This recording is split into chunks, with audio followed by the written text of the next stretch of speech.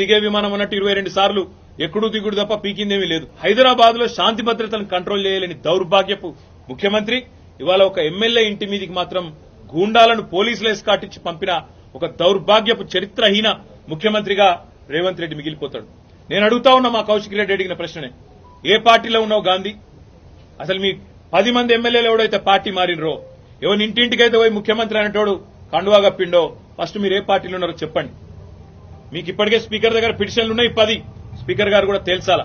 ఇవన్నీ కాదు, ఇవేమీ లేదు, మేము రైతు రుణమాఫీ మీద అడిగితే, లేదా వరద బాధితుల తరఫున ప్రశ్నిస్తే, లేదా రైతు బంధు ఎప్పుడేస్తావని అడిగితే, మహిళా సోదరీమణులకు 2500 ఎప్పుడు ఇస్తావని అడిగితే, లేదా పెన్షన్లు ఎప్పుడు పెంచుతావని అడిగితే, 100 రోజుల్లో గ్యారంటీలు అమలు చేస్తా అన్న సన్నాసి ఎక్కడ తెచ్చిండు ముఖ్యమంత్రి అని అడిగితే తట్టుకోలేక హెడ్లైన్ మేనేజ్మెంట్ కోసం, అటెన్షన్ డైవర్షన్ కోసం ఒక దిక్కు హైడ్రా అని హైడ్రామా,